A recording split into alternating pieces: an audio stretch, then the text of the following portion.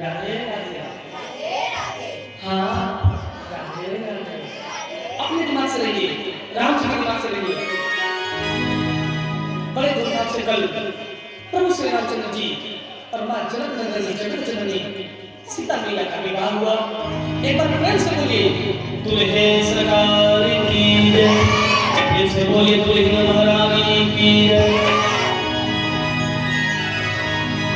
जब ते ब्याह राम घर आए, सकल लोक सुख संपत्ति छाए। जब प्रभु श्री राम जी शादी ब्याह करके अपने अयोध्या जन्मभूमि पर आए, तब क्या हुआ? बाबा गोस्वामी तुलसीदास जी ने बताया कि सकल लोक सुख संपत्ति छाए। सकल लोक में सुख और संपत्ति छा गया भैया। कहीं पे नकारात्मक शक्तियों का वास नहीं रह गया, सब जगह सकारात्मक शक्ति आ गया। जहां देखिए वहां सबके जुबान पे राम नाम था, सबके घर पे भगवा ध्वज था, सबके मस्तक पे चंदन तिलक था। यानी उस समय राम राज्य था। क्या था? राम राज्य। लेकिन इस गांव में अभी पूर्णतः राम राज्य नहीं आया। अभी यहाँ ये है लंका निश्चर निकल निवास, यहाँ कहा सज्जन करवासा। यहाँ इस असुरों के समूह में जानते हैं कौन धर्मात्मा है, विभीषण है। देखिए किसी को बुरा ना लगे, लेकिन मैं कहा कि बोलता हूँ, इसमें कोई संदेह नहीं है भैया। मेरे लिए जो कथा, मेरे लिए जो राम जी को समय दे रहे हैं ना, वो मेरे लिए धर्मात्मा है, बाकी सब असुर है। जो कथा सुनने आ रहे हैं, एक भी दिन, एक भी मिनट भैया वो मेरे लिए ना, मेरे लिए नहीं, वो राम जी के लिए परम प्रिय है। और जो अपने अहंकार में है और जिनको सिर्फ अपने काम की चिंता है, राम की चिंता नहीं है, उसी को तो राम जी चिंता देते हैं। और जो राम जी की चिंता करते हैं, राम जी कभी 2 मुट्ठी चावल खा करके, कभी सेवरी का जूठा बेर खा करके, कभी अहिल्या को अपना चरण स्पर्श करवा के काट देते हैं। इसी प्रकार सकल लोक सुख संपत्ति छाए। बड़े प्रकार से बहुविध प्रभु मेरे भोग विलास किए। अयोध्या में शादी ब्याह के बाद बड़े प्रकार से सुख संपत्ति छाने लगा, बड़े प्रकार से सब नारी रहने लगे। एक बार क्या हुआ, महाराजा दशरथ अपने दरबार में बैठे थे। एक बार सुमंत्र जिसे मंगा करके दर्पण यानी शीशा मंगा करके दशरथ जी अपना चेहरा देखने लगे। जब देखते देखते चेहरा अपने कानों पर उनका ध्यान गया, तो उनके कानों के समीप एक बाल सफेद आ गया था। श्रवण समीप भय सित केसा। सित मतलब सफेद, केस मतलब बाल, सफेद बाल हो गए। तो दशरथ जी ने सोचा कि अब मेरा चौथापन नहीं, चौथापन में तो पुत्र ही हुआ। चौथे पन पायो सुत चारे, विप्र वचन नहीं कहे विचार। हे विश्वामित्र जी, आप वचन विचार सोच करके नहीं कह रहे हैं, तो चौथा पन में राम दशरथ जी तो पुत्र ही पाए। और जब शादी ब्याह हो गया तो किस पन में चले गए? 5वां पन में। 5वां पन में ना, 5वां पन में दशरथ जी जब चले गए तो क्या हुआ? कानों के समीप बाल सफेद हो गए। आज तो हर एक बच्चे के बाल पक रहे हैं, बल्कि बच्चों के बाल पक रहे हैं, बल्कि बुढ़ों के बाल पक रहे, बुजुर्गों के बाल काले दिख रहे हैं। सोचने वाली बात है। गजब का जमाना आ गया भाई, गजब का कलयुग का जमाना आ गया। पहले क्या था, बच्चों के बाल काले होते थे और बूढ़ों के बाल मतवाले यानी सफेद होते थे। लेकिन आज बच्चों के बाल मतवाले हैं और बेचारे बुजुर्गों के बाल सब काले बाल वाले हैं। दाढ़ी पकी दिखाई दे रही है, लेकिन मुझ क्या है, काला बाल, और इतना काला कि एक भी बाल सफेद नहीं दिखाई दे रहा है। तो क्या, अरे ऐसा बुढ़ापा आया रे, दगाते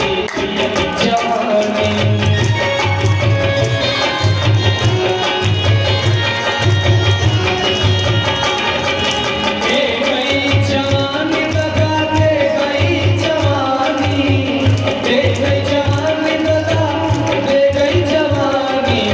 ऐसी बुढ़ापा आया रे, दगाते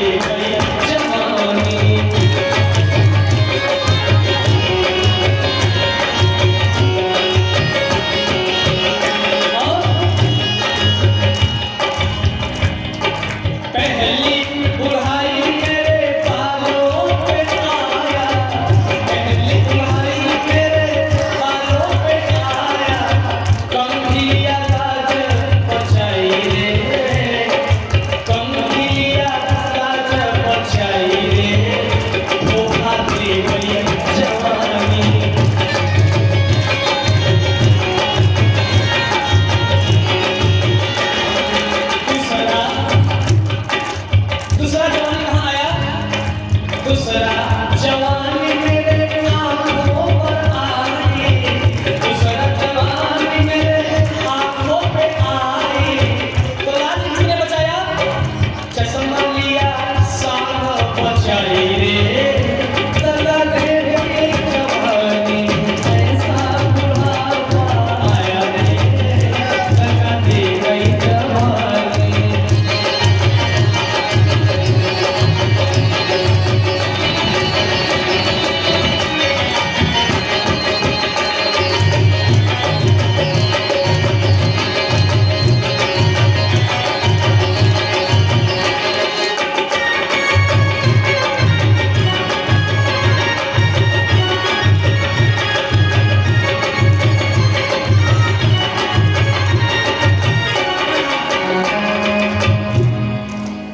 प्रेम से बोले सीताराम जी महाराज जी की। वही दशरथ जी सोचे कि ऐसी हम क्या गा रहे थे, भूल गए। ऐसी बुढ़ापा आई रे, धोखा दे गई जवानी। दशरथ सोच रहे हैं कि हे राम, ऐसा मेरा पचवापन बुढ़ापा आ गया कि जवानी भी दगा दे, जवानी मेरी धोखा दे गई। मतलब उनके मन में विचार आया।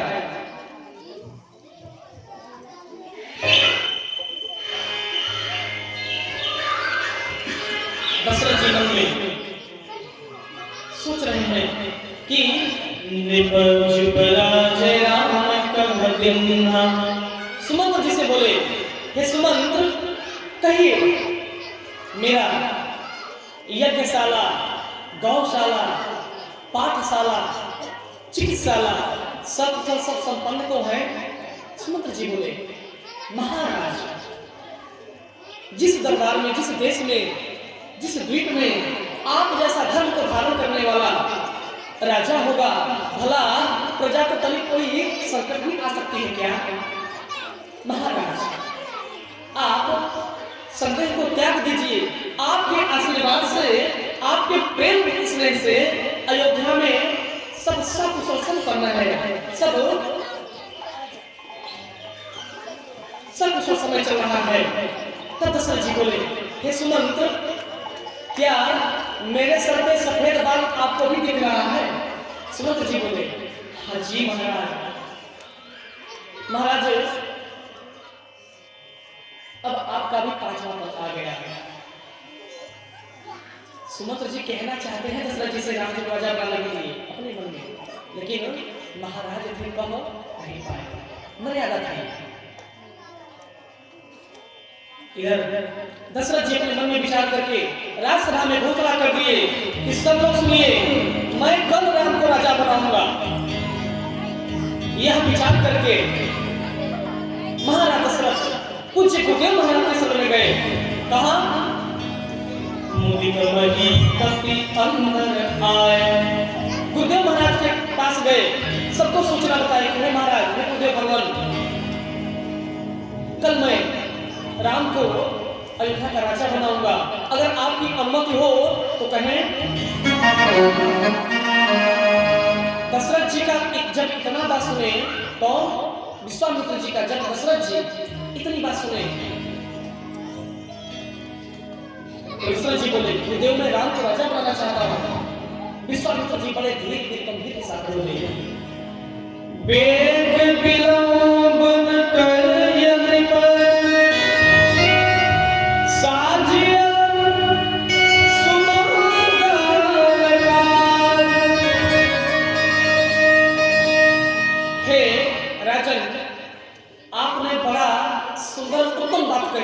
बड़ा दिव्य आपने बात कही कि राम को राजा बनाना है।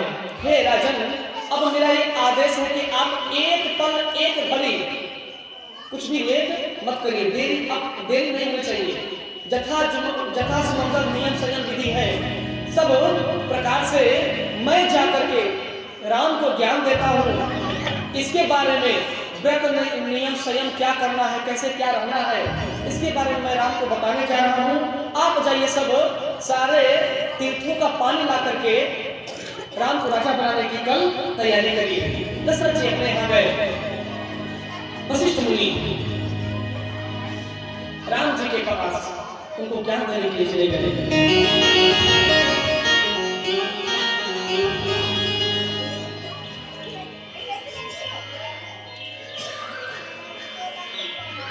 वशिष्ठ जी राम जी के पास गए। राम भगवान बोले, गुरुदेव महाराज, अगर दास के दरवाजे पर या दास के स्वयं घर चल करके यदि भगवान का आगमन हो जाए, गुरुदेव महाराज का आगमन हो जाए और माता पिता का स्वयं से चल करके आगमन हो जाए, तो उस पुत्र का, उस भक्त का बहुत भागी समय है, वो अहोभाग्य करोड़ सौभाग्य है। हे गुरुदेव, आपने कष्ट क्यों किया? अपने इस दास को बुला लिए होते। तब गुरुदेव बताए, हे राम, मैं आपको नीति व्रत संयम नियम बताने आया हूँ, क्योंकि कल आप राजा बनेंगे। महाराज ने हमको अभी अभी बताया। गुरु सुखदेव राम पर गयो। गुरु वशिष्ठ जी राम जी को सब ज्ञान दे करके अपने महाराज दशरथ के भवन गए। इधर क्या हुआ? राम जी अपने मन में सोचते हैं, कथन समझ आ लीजिए।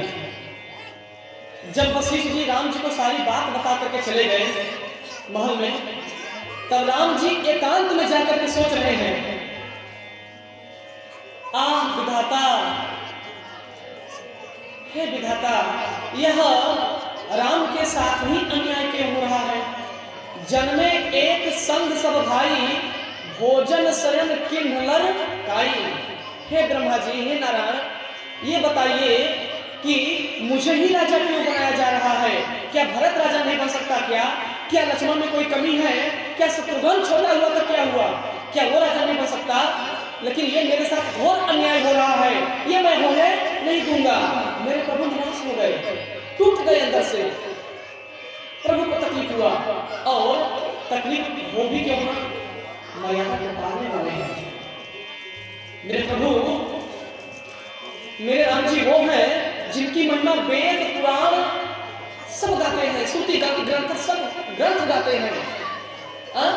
मेरे प्रभु वो हैं जिनके बस में मेरे प्रभु मंत्र है। ऐसे मेरे नारायण लीला कर रहे हैं, बोल रहे हैं कि मेरे साथ अत्याचार हो रहा है, अन्याय हो रहा है। बड़े प्रकार से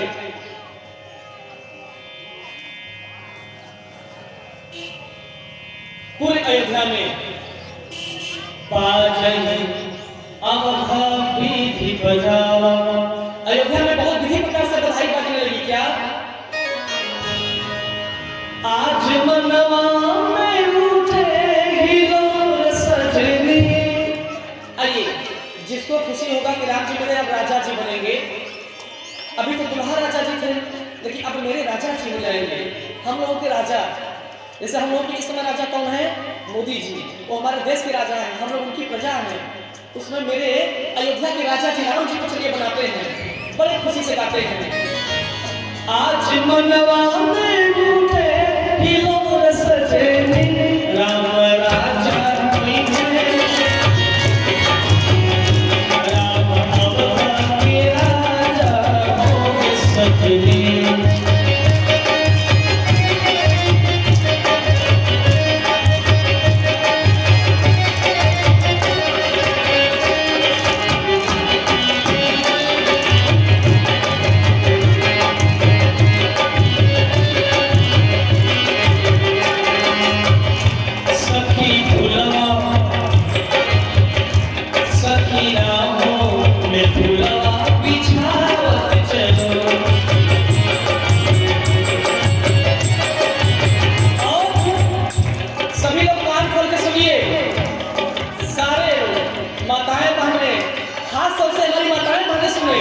क्योंकि मेरी माताएं मेरे राम जी की बड़ी सेवा करती हैं, उतनी सेवा करती हैं जितना हम पुरुष लोग नहीं करते।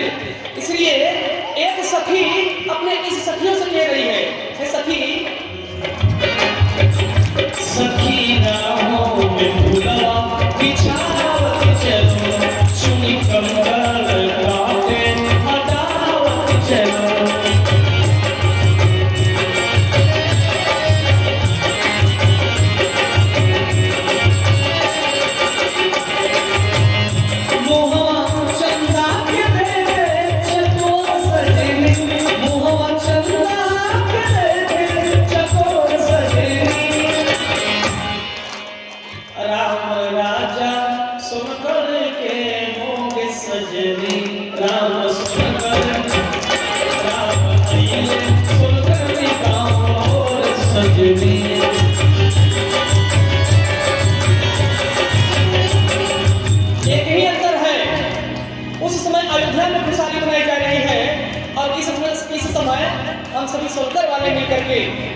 अयोध्या बना करके राम को राजा बनाएंगे।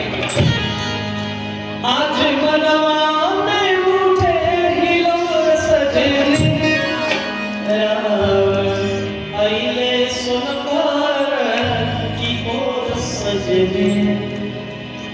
हे सखी, मतलब सभी लोगों के मन में खुशी आ गया कि अब राम जी राजा बन जाएंगे। इधर क्या हुआ, अयोध्या में खुशी मना रहे हैं सब लोग, बड़े प्रकार से नाच गाना हो रहा है। लेकिन उधर देवता लोग क्या कर रहे हैं, अरे देवताओं में खलबली मच रही है। देवता लोग देवता के चल रहे हैं, अरे राम जी कब राजा न बने, अरे राम जी कब बनवास चले जाए। अरे ये क्या हो रहा है, सकल मना वही कब हो यही काली, विघ्न मना वह देव कुचाल। देखिए, जब तिन्हई न सुहाय अवध बधावा, किसको अयोध्या का बधाई किसको अच्छा नहीं लग रही है? जो नहीं चाहता कि राम जी राजा बने। ऐसा कौन चाहता है? देवता लोग, वो नहीं चाहते कि राम जी राजा बने। सारथी बोली विनय सुर करही, बार बार पायल परही। मां शारदे का आह्वान करके सभी देवी देवता लोग बुलाते हैं, हे मां शारदे प्रकट हो मां, हे मां प्रकट हो मां सवाहिनी, वीरा पुस्तक धारणी मां जगत जननी भवानी मैहर शारदा प्रकट हो, प्रकट हो जगत जननी मां भवानी। मां शारदा मैहर वाली प्रकट हुई। देवता लोग बोले मां त्राहिमाम मां मदद कर। देवता लोग बोले क्या हुआ? मां बोली, देवता लोग बोले मां जल्दी से जल्दी कोई उपाय करो, अन्यथा राम जी यदि राजा बन जाएंगे तो सब काम चौपट हो जाएगा, बना बनाया खेल निकल जाएगा। हे मां, अब आप पर ही सबकी आज्ञा टिकी है। तब मां बोली, ऊंची सोच नीच करतूती, ऊंच निवास नीच करतूती, कहीं न जाए पराय विभूति। अरे तुम सब देवताओं पे धिक्कार है, तुम सबकी इतनी गंदी सोच है। सूर्य सब किए हैं कि स्वार्थ लाभ करे सब प्रीति। अरे तुम देवताओं में तो यही हमेशा से आदत है, तुम लोग कभी किसी का भला आज तक चाहते हैं। बड़े मुश्किल से राम जी राजा बन रहे हैं और तुम लोगों का छाती फट रहा है, तुम लोगों को मिर्ची लग रही है। कैसे देवता हो तुम लोग जी, कैसे तुम लोग देवता हो? अरे मात्रा ही क्षमा करो मां, मां इसमें हम देवताओं की दोष नहीं है, इसमें राम जी की ही इच्छा है। तब देवता लोग बड़े प्रकार से मां को समझाए कि मां इसमें राम जी की ही इच्छा है। तब मां बोली, हे देवताओं तब मुझे करना क्या होगा? बोली मां आप तनिक देर मत करिए, नहीं जहां अगर मुकुट पहन लिए मेरे राम जी सब काम, इसलिए आप तुरंत जा करके अयोध्या में जाइए और किसी का मति गति धर्म करके किसी के जीवा पर वास करके जल्दी से उनको बर्बाद भेजिए। इधर हर्षित तेहि दशरथ पुर आए। अब देखिए सरस्वती मैया वहां देवलोक से अयोध्या में आई। कैसे? हर्षित तेहि दशरथ पुर आई, बड़े प्रसन्न मां से दौड़ते दौड़ते झूमते झूमते मां शारदे अयोध्या में आई। लेकिन अयोध्या में आई तो उनका मुंह लटक गया। मां सरस्वती का चेहरा जो है वो शोक में हो गई। आई थी तो हंसते हंसते, लेकिन यहाँ अयोध्या में आकर के निराश हो गई। क्यों? आई तो थी काम बिगाड़ने, लेकिन वहां सबके चेहरा पर क्या है, खुशी था। किसी के चेहरा पे ऐसे नहीं था, किसी का चेहरा विपत में नहीं था। सरस्वती माता विचार करने लगी किसकी मति मारा जाए। यहाँ किसी का मति मारने की योग्य कोई व्यक्ति है ही नहीं। जिसको देखो उसके चेहरा पर प्रसन्नता की खुशी है। देखिए एक बात समझिए, जिसका कथा में मन लगेगा ना उसका सरस्वती माता भी मति विचार बिगाड़ नहीं सकती। जिस प्रकार अयोध्या में मां सबको ढूंढ रही हैं, एक एक व्यक्ति को खोज रही हैं कि किसकी मति मारा जाए। ऐसा मां को कोई नहीं दिखा जिसकी मति मारी जाए। क्यों? क्योंकि सबके जुबान पे राम नाम था, सबके आत्मा में सब बिना मोह माया के सब झूम रहे थे, नाच रहे थे, गा रहे थे। अपने घर से कोई मतलब नहीं था। लेकिन घूमते घूमते घूमते घूमते सरस्वती माँ एक ऐसा देखी, एक व्यक्ति मिला उनको। सरस्वती माँ घूमते घूमते पूरे अयोध्या में भ्रमण करते करते देखी कोई नहीं मिला। आगे चल करके जब बढ़ी, निराश होकर के जा रही थी देवलोक कि मैं अपना काम नहीं कर पाई, तब तक जैसे ही सरस्वती माँ का ध्यान उत्तर दिशा सरयू के किनारे में रख गया, वहीं पे एक महिला दिखाई दी। कौन महिला? कौन महिला दिखाई दी? नाम मंथरा मंदिमती चेरी कई चेर।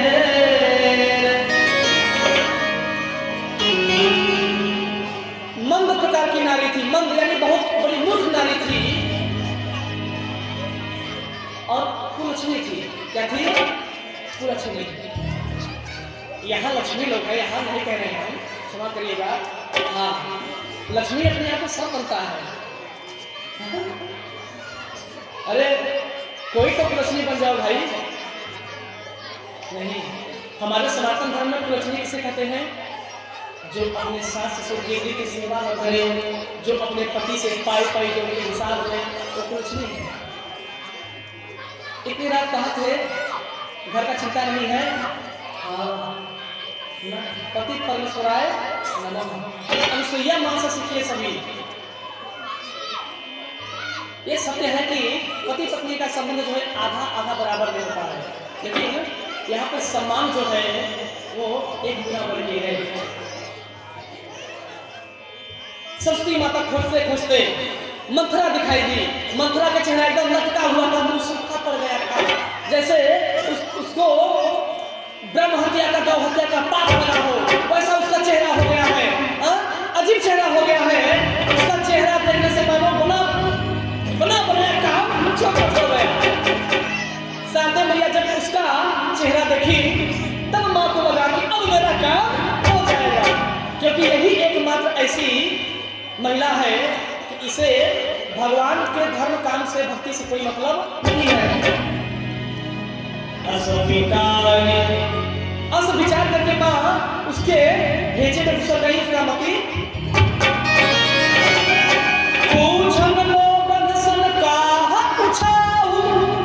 जब बधाई बात रही थी, मती मार दी गई। मंथरा सबसे पूछने लगी क्या बात है।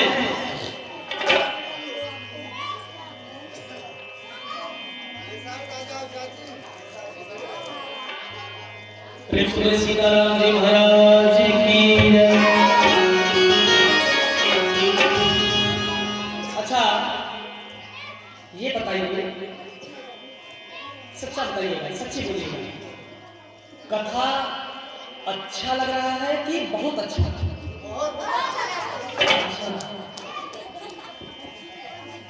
अच्छा, आप लोग अच्छा है कि बहुत अच्छा?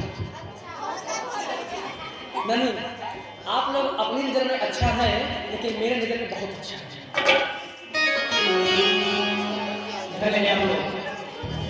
देखिए, अच्छा और बहुत अच्छा ऐसा ही पूछना चाहिए। एक सेठ जी आए, एक सेठ जी थे, आए धनिया लेने। बोले महाराज धनिया क्या? हम बोले कि सेठ जी धनिया क्या रेट है? बोले 35 रुपया किलो। हम बोले ठीक है, लगा दीजिए। 1 कुंटल धनिया हुआ और 35 रुपया धनिया का हो गया। सेठ जी बोले अरे महाराज जी 200 ग्राम बोरा भी कटता है। हम बोले महाराज इसको मत काटिए। बोले क्यों गुरुदेव? आप मंत्र पढ़ते हैं तो हर देवी देवता पे पैसा चढ़ाते हैं, हम अपना बोरा क्यों छोड़ दें? बोले भाई बड़ा कंजूस हो यार। वो बोल रहा है सेठ कि गुरुजी आप कहीं पूजा पाठ करवाते हैं तो गौ पे, तो गणेश पे, लोटा पे, जितना जगह होता है पैसा छुड़वाते हैं। हम बोले क्या बोल रहा है भाई, ऐसे कौन बात करता है भाई? वो अपनी श्रद्धा है, आस्था है। हमारे सनातन धर्म की इतनी ताकत है कि उस साउंड के पास एक छोटे से भी पत्थर को तिलक लगा करके माला पहना दो और 10 रुपया रख दो, वही मेरे लिए भगवान हो गए। क्या हो गए? भगवान हो गए। भले ही आप लोग के भैरव बाबा उस पर गंगा जल चढ़ा दे, अलग बात है, समझ गए? गंगा जल चढ़ा हाँ अलग बात है, लेकिन हमारी आस्था क्या है? मेरे परमेश्वर है, आस्था नहीं। इसी प्रकार मंथरा बार बार सबसे पूछने लगी कि भाई क्या कारण है? सब लोग बड़े प्रसन्न, इतना प्रसन्न क्यों है? सब लोग बताए, अरे नानी, अरे मौसी, अरे बुआ, अरे काकी, तेरे को पता नहीं है क्या? बोली ना मेरे को नहीं पता। सभी लोग बोले, अरे आज मेरे राजा जी राम बनेंगे, मेरे राम जी आज राजा बनेंगे। तब तक वहां पे एक काना व्यक्ति था, बोला, अरे बुआ आज मेरे राम जी राजा बनेंगे, राजा बनेंगे। उसकी बात सुनकर के मंथरा और क्रोध में हो गई। बोली, अरे जब तेरे जीवन में जान नहीं है तो तू क्यों बोलता है रे? ये बता ना रहा है? हाँ तू बता। हाँ बुआ आज राम जी राजा बनेंगे, इसीलिए सब अयोध्या में बधाई बज रही है। जब मंथरा जब इतनी बात सुनी भैया कि राम जी राजा बनेंगे, तो तिलमिला उठी, उसका दिमाग का काम करना बंद कर दिया। मानो जैसे आदमी एक जगह पैर रखता है तो पैर में वो झुंझुनाहट बन जाती है, उसी प्रकार उसके पूरे शरीर में करंट दौड़ने लगा, उसके पूरे शरीर में कंपन होने लगा, घबरा गई। अब मैं क्या करूं? मुझे करना क्या चाहिए? बड़े प्रकार से रोती हुई, बिलखती हुई कहां गई? भरत मात पहुंच गई विलक्षणी। भरत की माता कौन है? महारानी कैकेयी। मंथरा गई, कहां गई? कैकेयी की महारानी कैकेयी के दरबार में।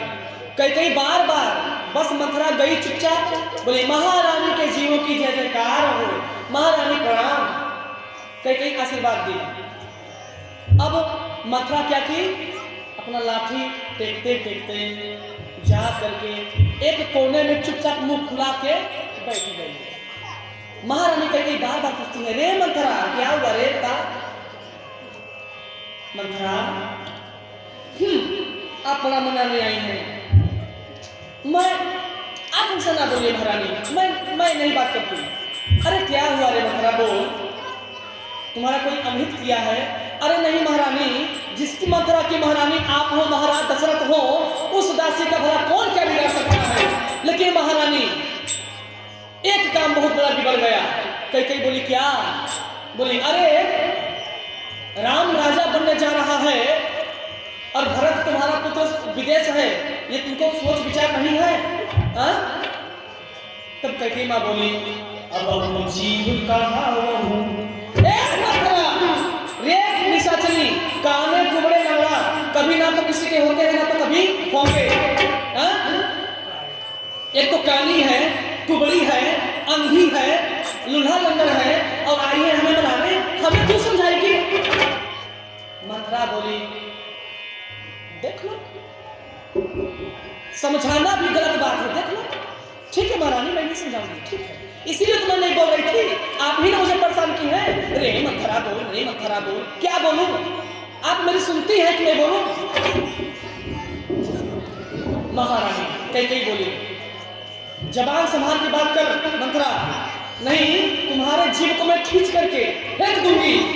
मंथरा बोली, हे महारानी जब इतनी बात है तो मैं आपको बहुत अपना समझ ली, आपको मैं अपना समझ के बोल बैठी। महारानी, अरे आप तो बोल दी कि मैं तेरी जीभ खींच करके फेंक दूंगी।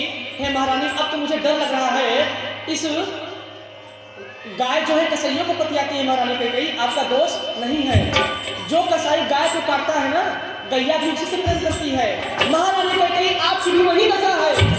मैं आपके भलाई के बारे में सोच रही हूँ और आप हमें कानी टुकड़ी बोल रही हैं, मेरी जीभ खींच रही है। महारानी, अपनी सिर्फ दूसरों को देना और उसके सर पे आप तक लेना।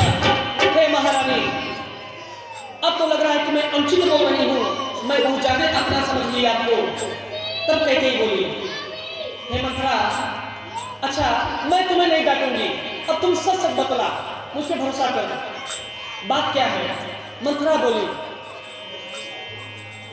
कैकेयी माता को मंथरा अपने बगल में बैठा करके प्रेम से सहला करके बोली, महारानी, सहला रही है मंथरा कैकेयी महारानी को, बोली महारानी, मैं तो आपकी दासी की दासी न रहूंगी, मैं दासी न रहूंगी, रानी थोड़ी हो जाऊंगी, लेकिन महारानी आप इस पर डांटिएगा मत। मैं भय को त्याग करके ये बात बोल रही हूँ कि यदि राम राजा बन जाएगा तो अनर्थ हो जाएगा। हे महारानी, महाराजा से प्रेम करते हैं? कैकेयी बोली, हाँ मंथरा, इसमें तुम्हें कोई संदेह है क्या? मंथरा बोली, हाँ महारानी, मुझे संदेह है, इसीलिए तो मैंने बोला। कैकेयी बोली, नहीं संदेह मत कर, अगर तू संदेह कर रही है तो ये तुम्हारी भूल है। मंथरा बोली, बड़ी भूल है, बड़ी भूल है, चलिए बतिया में बड़ी भूल है। अच्छा महारानी ये बताइए, आप बोले कि महाराजा से बहुत प्रेम करते हैं, कितना प्रेम करते हैं? महारानी कैकेयी बोली, ओ मेरे लिए कुछ भी करने को तैयार है। बोली महारानी, इतना विश्वास है? बोली हाँ मंथरे। तब मंथरा अपनी प्रिया चरित्र अब जकड़ने लगी। बोली महारानी, अब सुनिए, ये मुझे पता है, अगर मैं जो वो बात बोलने जा रही हूँ अगर ध्यान से सुनेंगी तो उसमें आपका कल्याण होगा, न कि मेरा। अगर नहीं सुनेंगी तो मेरा क्या जाता है, मुझे तो पोछा ही लगाना है, झाड़ू ही लगाना है, मुझे क्या करना है? क्या मैं महारानी थोड़ी ना बनूंगी? लेकिन हे महारानी, मैं भी कितनी बड़ी नीच हूँ ना, आपको बहुत ज्यादा अपना नाक रिश्तेदार अपना हित समझ लिए। मुझे पता होता कि आप मेरी जीभ कढ़ाएंगी तो मैं ये बात ही नहीं कहती। अरे मैं स्वयं आत्मदाह करके मर गई होती, आपको अपना मुंह नहीं दिखाती। लेकिन महारानी, तनिक धैर्य लगा के सोचिए, महारानी, महाराजा से बहुत प्रेम करते हैं। ओ महाराज का प्रेम कहाँ गया? चतुर गंभीर राम महतारी, राम की महतारी कौशल्या बहुत चतुर गंभीर है, और दशरथ महाराज और कौशल्या मिल करके नया नया क्रिया चरित्र रचे हैं, षड्यंत्र रच रहे हैं कि राम को चुपके से राजा बना दिया जाए और यह बात कैकेयी को न पता चले। हे महारानी, आप बोल रहे हैं कि महाराज हमसे बहुत प्रेम करते हैं, आप महाराज से पूछिएगा कहाँ उनका प्रेम गया? बाजा ही घर घर अवध बधावा। आपको पता क्यों नहीं चला कि राम राजा बनेंगे? पूरी अयोध्या में खुशी का माहौल है, सब नर नारी बाजा ढोल बजा रहे हैं। क्या आपके कान में कुछ छिपा है क्या? महारानी बोली, हाँ मंथरा, ये तो बात सच कह रही है। भाई महाराज हमको बताए क्यों नहीं? मंथरा को इस यही प्लस पॉइंट मिल गया। महाराज की कमजोरी क्या कि महाराज तुमसे प्रेम नहीं करते। समझिए, इसी से सब बात बिगड़ गया। कैकेयी बोली, अच्छा इधर कैकेयी भी राम जी को वनवास जाने के लिए वरदान दी थी। राम जी बचपन में, समय कम है, राम जी बोले थे, कैकेयी से एक बार खेलते खेलते गए माँ कैकेयी के पास। बोले माँ, क्या पुत्र, माँ आज तेरा राम तुमसे कुछ मांग रहा है, देगी? माँ बोली, पुत्र आज तू कैसी बात कर रहा है यार, तुम्हें क्या चाहिए बताओ? राम जी बोले, माँ मैं जो चीज मांगने जा रहा हूं उससे तुम्हारा जीवन जो है एक तरह से तुम मर ही जाओगी, बस तुम्हारा शरीर रहेगा, तुम्हारा कुछ नहीं बचेगा। माँ कैकेयी बोली, पुत्र आज तुम अनावश्यक बातें क्यों कर रहे हो राम? हे लाल, सच बता क्या बात है? तब राम जी बोले, माँ तुमसे मैं जो मांगने जा रहा हूँ उससे तुम्हें कलंक लग जाएगा, तुम्हारा अपयश होगा, तुम्हारा मुंह देखना कोई पसंद नहीं करेंगे। माँ कैकेयी बोली, हे राम दुनिया मेरा मुंह देखना चाहे या मत चाहे भाड़ में जाए, लेकिन राम तुम मेरा मुंह देखना चाहते हो कि नहीं वरदान देने के बाद? तब राम जी बोले, माँ मैं तो सदैव तुम्हारा मुंह देखूंगा, मेरे नजर में तुम्हारा कोई कुछ दिक्कत नहीं है। हे माँ, तुम मेरी माँ हो, मेरे नजर में तुम हमेशा निर्दोष ही होगी, तुम मेरी माँ हो। तब कैकेयी बोली, ठीक है राम, जब तुम्हारे नजरों में यदि मैं बची रहूंगी तो दुनिया में मैं गिर जाऊं, कोई फर्क नहीं पड़ता। हे राम, अब तुम्हें वरदान देती हूँ पुत्र कि आपको मैं 14 वर्ष का वनवास दूंगी, जाइए अजर अमर हो जाइए। माँ कैकेयी से वरदान लेकर के प्रभु माँ कैकेयी के चरणों में प्रणाम करते हुए चल पड़े। तो वहीं मंथरा जब बात खोल रही है कैकेयी को, तो इस बात को कैकेयी भी अवसर ढूंढ रही थी कि मैं जो प्रभु को वरदान दी हूँ वो पूरा कैसे हो। तब कैकेयी बोली, अच्छा मंथरा मैं तुम्हें कुछ नहीं बोलूंगी, तू सच सच बता अब मुझे करना क्या होगा। बोली, महारानी करना क्या होगा, अरे चुटकी बजाइए यूं काम बंद कर, कुछ करना थोड़ी है, क्या करना है। महारानी आप थोड़ी थोड़ी बात को लेकर चिंता करने लगती है, कुछ करना नहीं है। दुई वरदान भूख सब खाती, हाँ हाँ हाँ हाँ खाती है। महारानी 2 वरदान राजा को खाती में दिए थे। महारानी बोली, हाँ मंथरे। भाई महारानी उसे तो मांग लीजिए, करना क्या है। मैंने बोली ना चुटकी बजाइए उपाय बन जाएगा। मंथरा बोल रही है। कैकेयी बोली, करना क्या होगा। बोली, महारानी कुछ करना नहीं है, राजा 2 आपको वरदान देने का वरदान दिए हैं, 2 वचन देने का वरदान। सो आज वह समय अवसर आ गया है, आज वह 2 के 2 वरदान तुम राजा से मांग लेना।